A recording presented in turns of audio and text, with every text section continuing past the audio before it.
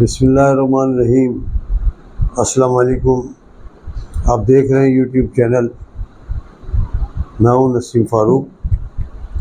جیسے کہ آپ کو معلوم ہے، اس وقت الیکشن کا ڈیٹ اناؤنس ہو چکی ہے 8 فروری، اور سپریم کورٹ کی سخت ترین آرڈر ہے کہ اس کا الیکشن کو ملتوی کرنے کا نام بھی کسی لینے والے کے خلاف غیر قانونی ہوگا اور اس کے خلاف مقدمہ قائم ہوگا۔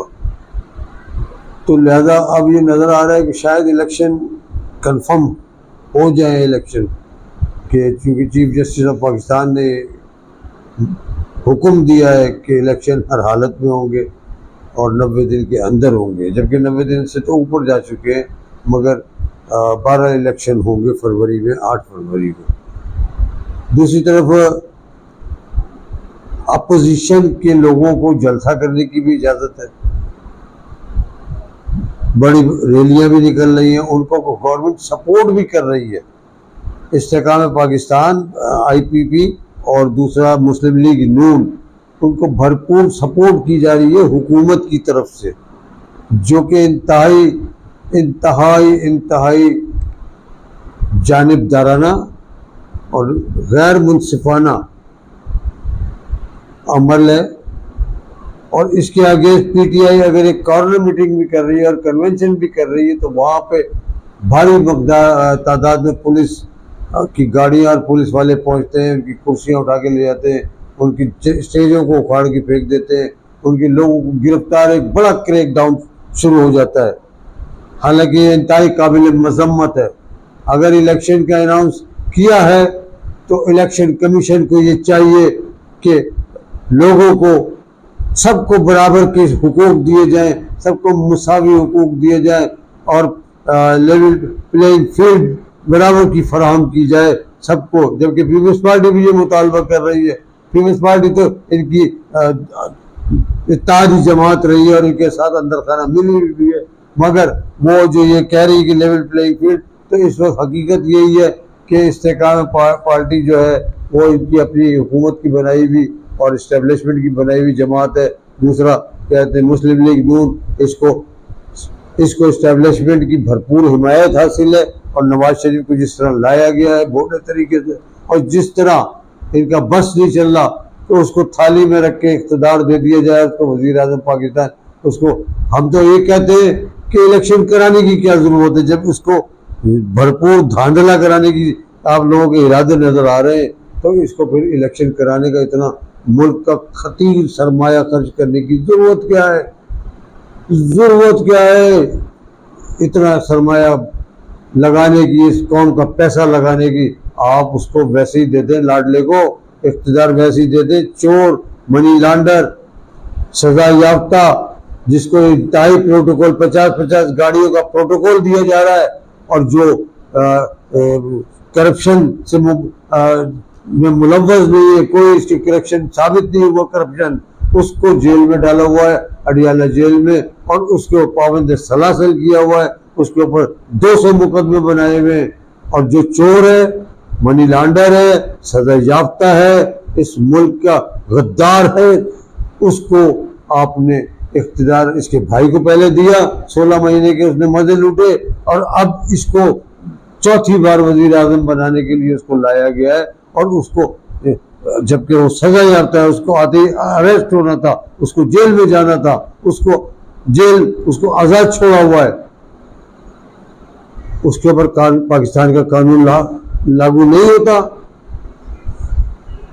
2-3 بڑے کام جو اس سے لینے ہیں، اس کے لیے انٹرنیشنل اسٹیبلشمنٹ جو ہے، نیشنل اسٹیبلشمنٹ نہیں بلکہ انٹرنیشنل اسٹیبلشمنٹ، اس کو لائیے یہاں پہ، اور اس سے اس پاکستان کا دونوں ہاتھوں سے بیڑا غرق کرائے گی، وہ اسرائیل کو ایکسیپٹ کرائے گی، اور دوسرے کاموں پہ جو چائنا کے راستے بند کیے جائیں گے، انڈیا کو کلیئر راستہ دیا جائے گا، ہر طرح سے اس سے وہ 2 نمبر کام لیے جائیں گے، جو کہ دوسرا کوئی محب وطن آدمی نہیں کر سکتا۔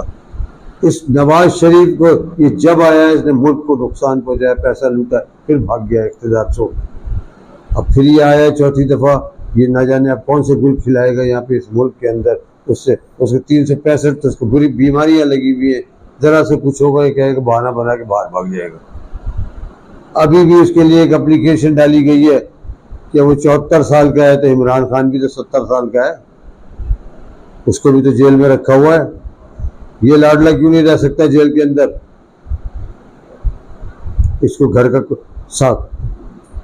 کھانا بھی دیا جاتا ہے, اس کو گھر کا ناشتہ بھی دیا جاتا ہے, اس کو تمام چیزیں مہیا کی جاتی ہیں, اس کو ہر طرح سے فیسلیٹیٹ کیا جاتا ہے. اور عمران خان جیسے محب وطن آدمی کو اس کے ساتھ جو کچھ کیا جا رہا ہے, قوم کبھی بھی معاف نہیں کرے گی ان لوگوں کو قوم کبھی معاف نہیں کرے گی. اور یہ ایڑی چوٹی کا زور لگا لیں. یہ حکومت اگر کسی طریقے سے الیکشن میں الٹی سیدھی دھاندلی کرا کے جتوا بھی دیتے ہیں تو یہ ملک اسٹیبل نہیں ہوگا.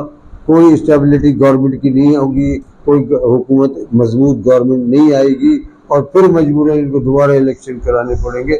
عمران خان کے بغیر قوم کسی کو ایکسیپٹ نہیں کرے گی. یہ طے شدہ بات ہے, یہ طے شدہ بات ہے. اگر انہوں نے کوئی زبردستی اپنی منوانے کی کوشش کی اسٹیبلشمنٹ نے یا مقتدر اداروں نے, تو یہ پھر ایک دفعہ اللہ نہ کرے یہ ایک دوسرا بنگلہ دیش بنانے کی کوشش کی ہے.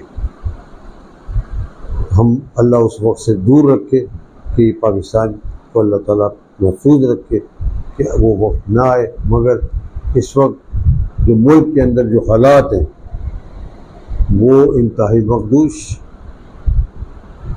انتہائی برگزیدہ. ابھی اس کو گرفتار کیا گیا ہے, اس کے اوپر صرف جرم یہ ہے کہ اس نے استحکام پارٹی میں شمولیت کی, اور اس کے بعد اسے کہا جا رہا ہے جلسہ جیلوں میں کرو. چودھری فواد کو اس نے جلسہ نہیں کیا, اس کو گرفتار کر لیا اور اس کو ایک ایسے مقدمے میں ڈال دیا کہ جسے 50 لاکھ روپے اس نے کسی سے رشوت لی ہے کہ اس کی کوئی کام کرانے کی. اب وہ پیسے نہیں واپس کر رہا. یہ اس کے اوپر جھوٹی FIR کاٹی گئی ہے.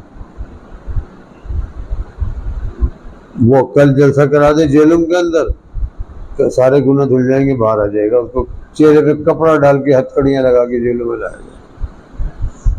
کتنی بے توقیری کی جا رہی ہے سیاستدانوں کی, محب وطن لوگوں کی, اور جتنے بدماش, گنڈے, سزا یافتہ, منی لانڈر, چور, اچکے, سب کو ایک بھاری پروٹوکول فراہم کیا جا رہا ہے. ان کو ہر طرح سے عزت دی جا رہی ہے, ان کو ہر طرح سے پروٹوکول مہیا کیا جا رہا ہے. جو کہ ملک کے غدار ہیں, چور ہیں. کل تک ان کی ویڈیو اور فلمیں دکھا کے, ان کی فائلیں دکھا کے ایک اخبار والوں کو جو لفافہ مافیا اور جو لفافہ بریگیڈ ہے, جن کو اربوں کروڑوں اربوں روپے دے کے ان کے منہ بند کر دیے گئے, ان کو خاموش کر دیا گیا ہے. وہ اب نہیں بول رہے کچھ بھی, کوئی رپورٹ نہیں آ رہی اخباروں میں, ٹی وی میں. یہی لوگوں کو ان کی فائلیں کرپشن کی دکھا کے, اور ان کو کہا جاتا تھا, یہی اسٹیبلشمنٹ کے لوگ کہتے تھے کہ یہ ان لوگوں نے ملک کا بیڑا غرق کر دیا. انہی لوگوں کو انہوں نے لا کے اقتداروں میں ڈال دیا, رجیم چینج کر کے, اور ایک محب وطن کی حکومت ختم کر کے اس کو جیل میں ڈال دیا. اللہ آپ کا حامی و ناصر ہے. انشاءاللہ اگلی ویڈیو میں آپ سے پھر ملاقات ہوگی. آپ سے درخواست ہے کہ ویڈیو پسند آ جائے تو اس کو لائک کریں, سبسکرائب کریں. السلام علیکم.